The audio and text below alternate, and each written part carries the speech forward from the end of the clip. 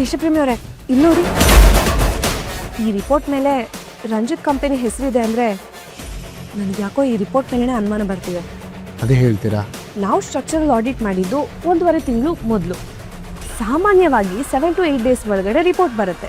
ಆದರೆ ಈ ರಿಪೋರ್ಟ್ ನಮಗೆ ಸಿಗದೆ ಡೈರೆಕ್ಟಾಗಿ ಕಾರ್ಪೊರೇಷನ್ ಆಫೀಸಿಗೆ ಹೋಗಿದೆ ಅಂದರೆ ನಂಗೆ ಯಾಕೋ ಇದ್ರ ಮೇಲೆ ಅನುಮಾನ ಬರ್ತಿದೆ. ನೀವು ಹೇಳ್ತಿರೋದೇ ಸರಿ. ಹಾಗಾದರೆ ನೀವು ಹೇಳ್ತಿರೋ ಪ್ರಕಾರ ಇದರಿಂದ ರಂಜಿತ್ ಇದ್ದಾನೆ ಅಂತ ಆಯಿತು. ಬರೀ ರಂಜಿತ್ ಮಾತ್ರ ಅಲ್ಲ, ಊರ್ಮಿಳಾ ಅಕ್ಕನೂ ಅವ್ರ ಜೊತೆ ಸೇರ್ಕೊಂಡಿದ್ದಾರೆ ಅನ್ನಿಸ್ತಿದೆ. ಯಾಕಂದರೆ ನಮ್ಮಿಬ್ಬರನ್ನ ದೂರ ಮಾಡೋಕ್ಕೆ ಅವರಿಬ್ಬರು ಒಂದಾಗಿದ್ರು. ಅಂದಮೇಲೆ ಈ ಮನೆನ ಬೀಳ್ಸೋಕ್ಕೆ ಅವರಿಬ್ಬರು ಕೈ ಜೋಡಿಸಿರಲ್ವಾ? ಜೊತೆಯಲ್ಲಿ